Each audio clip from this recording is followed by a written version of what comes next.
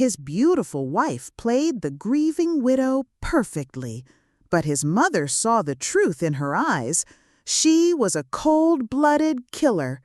This is how one elderly woman took down her son's murderer. Don't forget to subscribe, dear, so you don't miss any stories in the future. And I'm very interested to know where you watch me from. Please write in the comments. Some people expect a grieving mother to be a fragile thing, a weeping mess of a woman lost in her sorrow. They expect grace. They expect, eventually, forgiveness. They don't expect a cold, methodical hunter. But they didn't see my son, Michael, in that polished casket. They didn't see the subtle, triumphant smirk on his widow's face at the funeral. I saw it. And in that moment, I knew. She had destroyed my boy for his money. And I knew, with a certainty that chilled my soul, that I would never, ever forgive her for it. My name is Sarah, and I am 66 years old. My son, Michael, was my entire world. He was a good man, a kind architect who designed beautiful, affordable homes for people. He married Isabella 3 years ago. I never liked her. She was beautiful, yes, like a perfect cold statue. But her eyes were always calculating, always assessing the value of things, of people. She saw my hardworking son not as a man to love, but as an asset to be acquired. If you knew the one tiny mistake she made, the one loose thread she left for me to pull in her perfect crime, you'd understand why I'm telling you this story. This isn't a story of grief. This is the story of my hunt.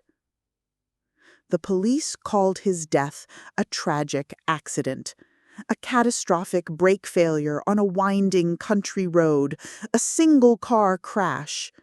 It was clean, they said, unfortunate. But I knew better. I knew my son. Michael was meticulous.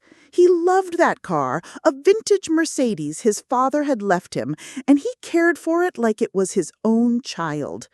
He had just had it fully serviced 2 weeks before the accident. Brake failure? Unlikely. Impossible. And then there was the timing. Just 1 week before the crash, Michael had come to me looking troubled. Isabella had convinced him to update his will and his life insurance policies. "She's just being practical, Mom," he'd said, trying to reassure me. "She says with my new construction projects, we need to be prepared for anything. She wants to be the sole beneficiary, to simplify things in case something happens.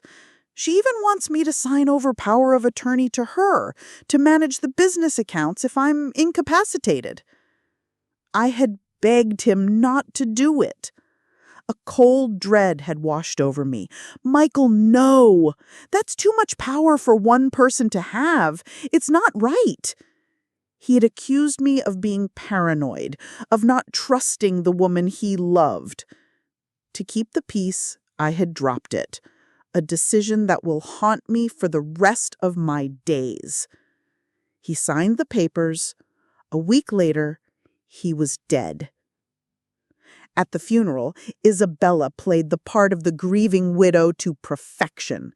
She wept delicate, theatrical tears into a lace handkerchief. She accepted condolences with a tragic, brave little smile. Our friends and family surrounded her, cooing, comforting the poor, heartbroken widow. I watched her from the front pew, my own heart a block of ice in my chest. And I saw it. As the pastor spoke of God's mysterious ways, I saw her glance at her lawyer, who stood in the back. And for a fleeting, infinitesimal second, a look passed between them. A look of cool, calculated triumph. A smirk. That was all I needed. The police might see a tragic accident. I saw a murder. The weeks that followed were a living hell. Isabella moved swiftly, the grieving widow act dissolving the moment the last casserole dish was returned. She liquidated my son's business assets. She put our family home, the home I had helped Michael buy, up for sale. She was erasing him, turning his life's work into cash as quickly as she could. I tried to intervene, to question the speed of it all. "It's what Michael would have wanted," she had said, her voice like ice chips, "to have everything settled quickly, and as the sole beneficiary and executor of his estate, with full power of attorney, these decisions are mine to make, Sarah. I'd appreciate it if you didn't interfere." She had locked me completely out.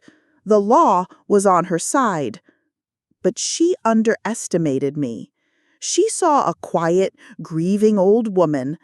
She didn't see the fire of a mother's rage or the patience of a hunter. I couldn't fight her in a courtroom, not yet. I had no proof, only a mother's intuition and the memory of a smirk. So I began my own investigation, my own quiet war. I started where I knew I could, with the people.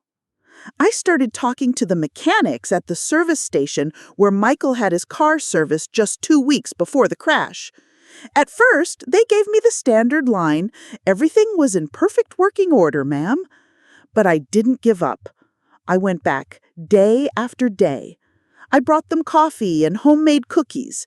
I spoke of my grief, of my wonderful son, of how meticulous he was with his car. I became a familiar, sad old woman they felt sorry for. And slowly, one of the younger mechanics, a boy with kind eyes who had always liked Michael, began to talk. He told me that the day after Michael had brought his car in, a woman had come by, a very beautiful, very convincing woman who claimed to be Michael's personal assistant. She'd said Michael had forgotten to ask for a specialized brake fluid flush and had sent her to authorize it. The mechanic had thought it was strange, but she had all of Michael's information, and she was very persuasive. My blood ran cold. "And who worked on the car?" I asked, my voice a whisper. He pointed to another bay. "That guy over there, Gus, he's new. Only been here a few months." Gus. I had my first thread. The hunt had begun. A name. Gus. It wasn't much, but it was everything. It was the first solid handhold on the sheer, slippery cliff face of my grief and suspicion. The police had closed their case, but I had just opened mine. And my first person of interest was a new mechanic with, I suspected, a story to tell. But how does a 66-year-old grandmother investigate a man who might be an accomplice to murder? Not with threats, not with force, with something far more powerful, knowledge. I spent the next week becoming an expert on Gus.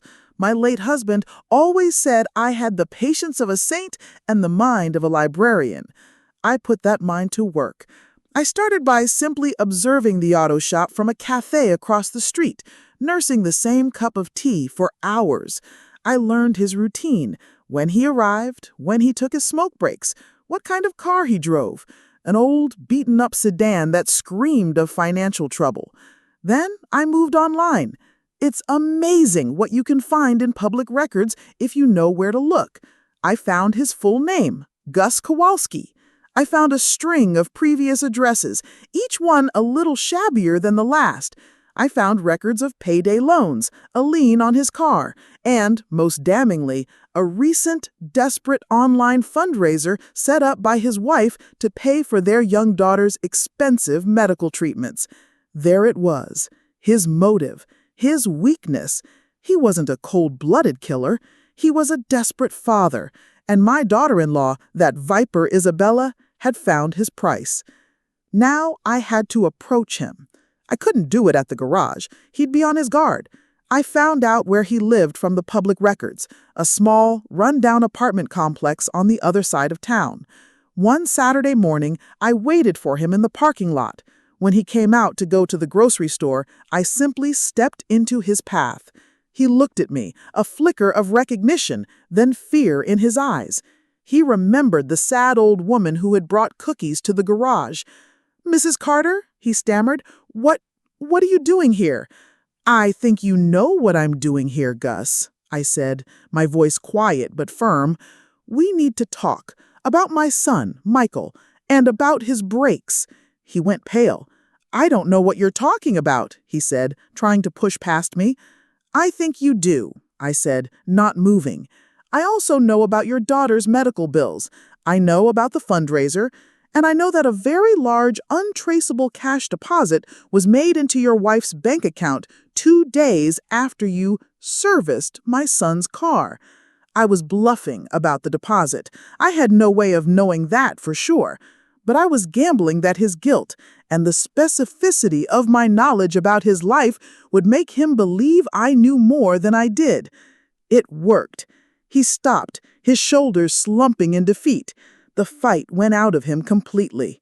"She said no one would get hurt," he whispered, his voice cracking. "She swore it. She said it would just cause a small accident, a fender bender, enough to scare him, to make him more dependent on her. She said the money was to help my little girl." Tears were streaming down his face now, the tears of a man who had sold his soul for the right reason and watched it lead to the worst possible outcome. We sat in my car, in that bleak apartment parking lot, and he told me everything. He was a good mechanic, he said, but he was drowning in debt from his daughter's illness. Isabella had approached him. She knew of his situation. How? I dared not guess. She had offered him cash, a life-changing amount for him, to just damage the brake line in Michael's car. Not to sever it completely, she had insisted, just to create a slow leak, something that would cause the brakes to fail, eventually, but not catastrophically. Or so she'd claimed. She was so convincing, so smooth. She said her husband was getting reckless, that she needed to give him a scare to get him to slow down, to save him from himself. She framed it as an act of a loving, concerned wife. He had been a fool, a desperate, greedy fool, and he knew it. He had taken her money, and he had done what she asked. The most crucial part came next. "Did she contact you?" I asked, my voice sharp. He shook his head. "No, never in person. It was all through a burner phone. Texts. She was too smart for that." "Do you still have the phone, Gus?" I asked, my heart pounding. He looked at me, then slowly nodded. I was too scared to get rid of it. I kept it hidden." Proof. Hard proof. A direct link from this broken man to the woman who had murdered my son. "I want that phone, Gus, and I want you to tell the police everything you've just told me." He looked terrified. "They'll put me in prison. I'll never see my daughter again." "They will be lenient if you are the one who comes forward, if you are the key witness who helps them convict a murderer. But if I go to them with what I know and they come looking for you, you will be treated as an accomplice, and you will rot in jail, and your daughter will have no one." It was a cruel choice, but this was no time for kindness. "I will help you," I added, my voice softening slightly. "I will get you a good lawyer. I will speak to the prosecutor on your behalf. I will tell them you were a desperate man manipulated by a monster. But you have to do the right thing. You have to help me get justice for my son." He sat there for a long time, the weight of his decision pressing down on him. Finally, he looked at me, his eyes full of a terrible, weary resignation. "Okay," he whispered. "Okay, Mrs. Carter, I'll do it." I had him. I had the witness. I had the proof. I drove away from that apartment complex with the burner phone tucked safely in my purse. It felt as heavy as a loaded gun. My hunt was no longer just about suspicion and intuition. Now it was about evidence, and I had a clear target in my sights: Isabella, my son's beautiful, smiling, murderous widow. I drove home from my meeting with Gus, the burner phone lying on the passenger seat beside me like a venomous snake. It was cold, black, and held the key to destroying my daughter-in-law. My hands were steady on the steering wheel, my mind clear. The grief was still there, a permanent ache in my chest where my son used to be, but now it was accompanied by a cold, righteous fury and a singular, sharp purpose. I was no longer just a grieving mother. I was an instrument of justice. I didn't go to the local police precinct that had so casually dismissed Michael's death as an accident. They were overworked, underfunded, and had already made up their minds. They would see me as a hysterical old woman. No, this required a different approach. I remembered Michael once mentioning a friend from college who had become a detective in the city's homicide division, a man named Frank Miller. A good man, Michael had said, a man who didn't like loose ends. I found his number. The next morning, I called him. I introduced myself as Michael Carter's mother. There was a pause on the other end of the line. "I was so sorry to hear about Michael, Mrs. Carter," he said, his voice full of genuine sympathy. "He was a great guy. I was surprised when I heard it was a car accident. It didn't seem like him to be reckless." "It wasn't reckless, Detective," I said quietly. "It was murder, and I have the proof." We met an hour later in a quiet coffee shop. I laid it all out for him, my suspicions, Isabella's suspicious behavior, the conversation with the young mechanic, and finally, the burner phone. I pushed it across the table to him in a small plastic bag. He listened intently, his expression growing more grim with every word. He didn't dismiss me. He didn't treat me like a grieving mother lost in conspiracy theories. He looked at me with the focused, intelligent eyes of a professional who recognized the scent of a real crime. He took the phone. "Mrs. Carter," he said, his voice low and serious, "you've done some incredible work and some very dangerous work. If what you're saying is true and this phone contains what you think it does, then you've just broken this case wide open. Let me take this back to the precinct. I'll get a warrant for the data on it. And please, for your own safety, do not approach your daughter-in-law. Do not let her know you suspect anything.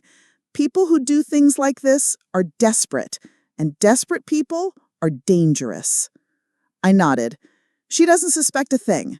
She just thinks I'm a sad old woman." A thin, hard smile touched his lips. "I have a feeling she's about to find out how wrong she is." The next 48 hours were an agony of waiting. I stayed in my house, the curtains drawn, jumping at every sound. I knew Isabella was dangerous. What if Gus got scared and warned her? What if she realized I'd been asking questions? Then, on the third day, Detective Miller called. He so remembered Michael once, a detective in the city's homicide division, a man named, "We got it, Sarah. It's all here. Encrypted texts between Isabella and Gus. Her instructions, clear as day, her payment details, a picture of the brake line with a diagram of what she wanted him to do. It's airtight. We have a warrant for her arrest. We're going to pick her up now." Relief washed over me, so potent it made me dizzy. I sank into a chair, clutching the phone. "Thank you, Frank," I whispered. "Thank you for believing me. You did the hard work, Sarah. You got justice for your son." I had a sudden, overwhelming urge to see it, to witness the moment her world came crashing down. "Where is she now?" I asked. "She's having lunch at Le Monde, naming one of the most expensive, exclusive restaurants in the city.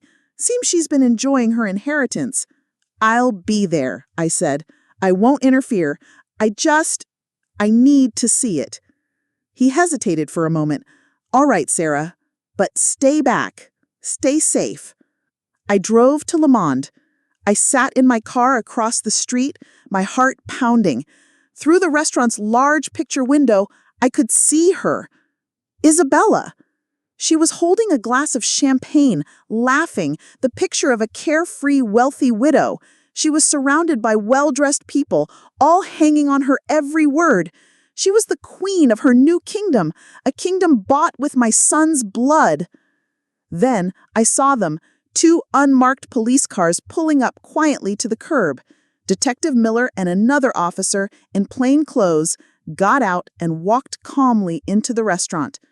I couldn't hear what was said, but I could see everything. I saw the moment Detective Miller approached her table. I saw the polite smile on his face as he spoke to her. I saw her look of confusion, then annoyance, then dawning, horrified realization. I saw the color drain from her face as he showed her the warrant. The laughter at her table died. Her friends stared, their mouths agape. The entire restaurant had fallen silent, all eyes on the beautiful, wealthy widow and the two quiet men standing beside her. I saw her try to protest, to muster some of her old arrogance, but it crumbled in the face of their calm authority.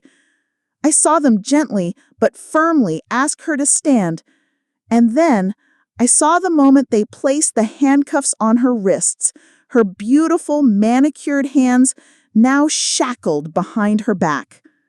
She looked small then, pathetic, a common criminal exposed in her designer dress. As they led her out of the restaurant, her head bowed in shame, her eyes, for a fleeting moment, met mine through the window, and in them I saw not just fear, but a look of pure, unadulterated shock. The shock of an apex predator who had just been brought down by the one creature in the world she had never even considered a threat. A quiet, grieving mother.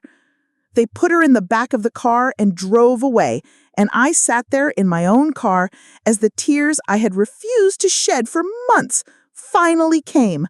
Not tears of grief, but tears of a terrible, righteous, and complete victory.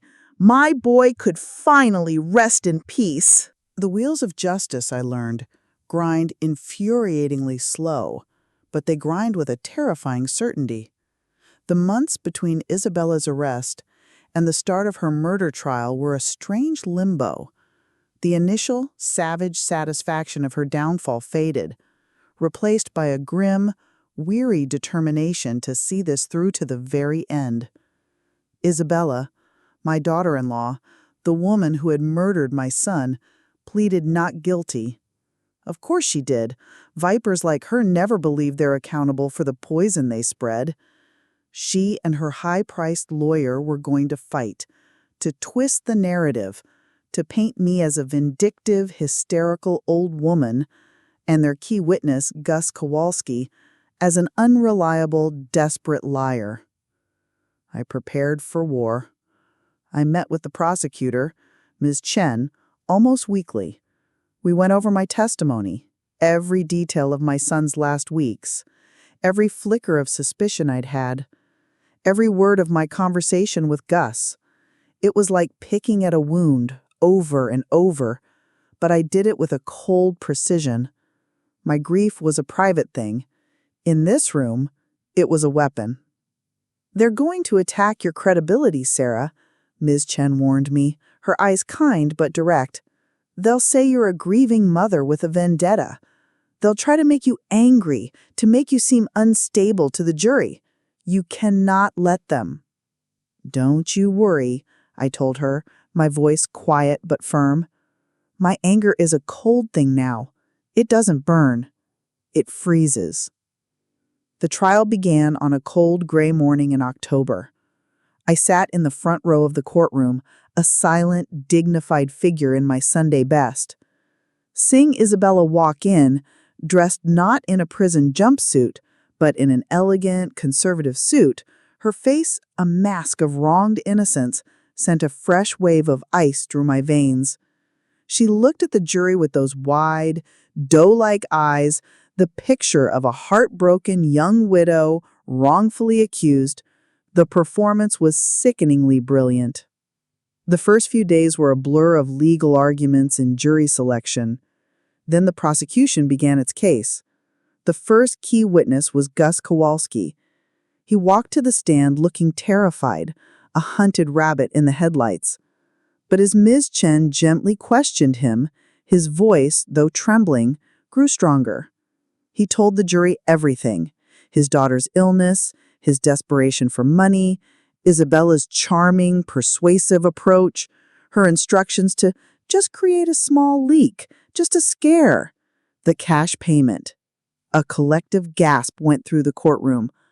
I looked at the jury's faces, saw the flicker of dawning horror in their eyes.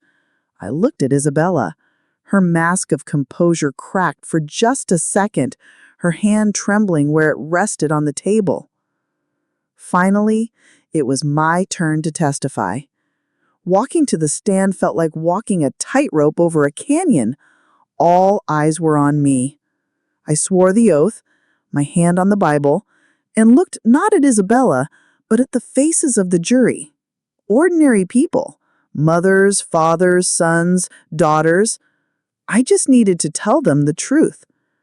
I spoke of my son, Michael, of his love for his car, of his meticulous nature. I described my growing unease about Isabella, her strange detachment, her focus on money. I recounted my conversation with the young mechanic at the garage, the one that had first sparked my terrible suspicion. Then came Peterson's cross-examination. He was smooth, condescending, his questions designed to paint me as an overbearing, jealous mother-in-law. "Mrs. Carter," he began, his voice dripping with false sympathy, "you admit you never liked your daughter-in-law, correct?" "I admit I was wary of her intentions," I corrected him calmly. "And you were grieving, of course. Confused, perhaps. It's not uncommon for people in deep grief to look for someone to blame, is it?" "I was grieving the murder of my son, Mr. Peterson. I wasn't confused. I was paying attention." He tried to trip me up, to twist my words, to make me emotional. But my anger was a block of ice now, a source of focus and clarity. I answered every question, simply, truthfully, my gaze never wavering. He couldn't rattle me. He couldn't make me into the hysterical woman he wanted the jury to see. I was just a mother telling the story of her dead son. The final act of the prosecution was to call a financial expert, who detailed how, in the week before Michael's death, Isabella had been made the sole beneficiary of his $1 million life insurance policy, and how in the week after, she had begun the process of liquidating every single one of his assets. The motive, cold and greedy, was laid bare for the jury to see. Isabella did not testify. Her lawyer wouldn't risk it. The closing arguments were made. The prosecutor, Ms. Chen, was magnificent, weaving all the threads together, the motive, the method, the witness, the evidence, into an undeniable tapestry of cold-blooded murder for profit. Isabella's lawyer could only sputter about unreliable witnesses and a grieving mother's fantasy. Then the case went to the jury. The waiting was the hardest part. Hours turned into a day, then 2. I sat in the front row of the empty courtroom, waiting. My hands were clasped in my lap, my back straight. I had done everything I could. I had honored my son. I had hunted his killer. Now it was in the hands of 12 strangers. My war was over. All that was left was the verdict. The 2 days the jury spent deliberating were, in their own way, more agonizing than the trial itself. The fight was over, the evidence presented, the words spoken. All that was left was the waiting. Suspended in a terrible, silent limbo between justice and the unthinkable possibility that she might get away with it. I spent those 2 days in my quiet house, not eating, barely sleeping, just sitting in my son's favorite armchair, clutching a photo of him, and praying to a God I hadn't spoken to much lately, my anger having been too loud for quiet faith. When the call came that the jury had reached a verdict, my heart hammered so hard I thought it would break right through my ribs. I walked back into that courtroom, my steps slow and deliberate, and sat in my familiar spot in the front row. The air was thick, electric with tension. Isabella was brought in. She looked pale, but her face was still a mask of arrogant composure. She shot a look of pure venom in my direction. I met her gaze without flinching, my own expression a calm, cold sea. The jury filed in, their faces grim, unreadable. They took their seats. The forewoman, a middle-aged woman with kind eyes who had watched me intently during my testimony, stood up, a piece of paper trembling slightly in her hand. "In the matter of the state versus Isabella Carter," the judge said, her voice echoing in the silent room, "has the jury reached a verdict?" "We have, Your Honor," the forewoman said, her voice clear and strong. "On the charge of conspiracy to commit fraud, how do you find?" "We find the defendant, Isabella Carter, guilty." A small gasp escaped Isabella's lips. Her lawyer put a restraining hand on her arm. "On the charge of insurance fraud, how do you find?" "Guilty, Your Honor." "And on the charge of murder in the first degree," the judge's voice was grave, "how do you find?" The forewoman looked directly at Isabella, her kind eyes now as hard as steel. "On the charge of murder in the first degree, we, the jury, find the defendant, Isabella Carter, guilty." Guilty. The word was a thunderclap.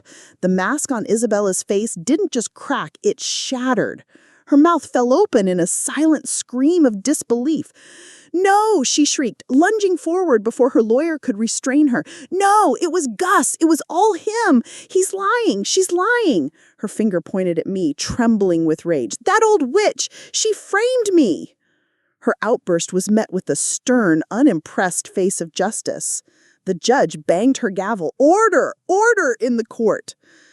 Isabella collapsed into her chair, sobbing, her perfect facade dissolved into the ugly, pathetic reality of a murderer who had been caught. I watched her, and I felt nothing. No joy, no triumph, just a vast, quiet, profound sense of an ending. A great and terrible weight had finally been lifted from my soul. My son had justice. That was all that mattered. The sentencing happened a month later. The judge, citing the cold, premeditated nature of the crime and the utter lack of remorse, sentenced Isabella to life in prison without the possibility of parole. She would die in a cage, a fate she had so callously chosen for my son. After it was all over, I walked out of the courthouse into the bright sunlight, feeling like a soldier returning from a long and brutal war. The anger, the rage, the relentless need for justice that had fueled me for a year, it was all gone. And in its place was a quiet, empty space. I had done it. I had avenged my son. Now what? The question haunted me for weeks. My life, which had been so consumed by this singular, burning purpose, now felt directionless. I would wander through my house, see Michael's pictures, and the grief, which had been held at bay by my quest, would wash over me in devastating waves. I had won the war, but I was still left with the loss. It was Detective Miller who helped me find my way forward.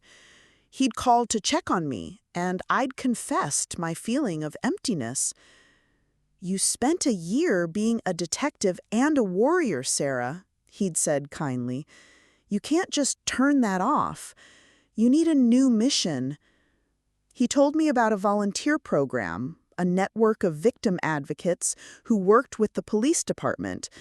They provided support to families who had lost loved ones to violent crime, helping them navigate the confusing, painful maze of the legal system, offering a shoulder to cry on, an ear to listen. "They need people like you, Sarah," he'd said, "people who've been through it, people who understand."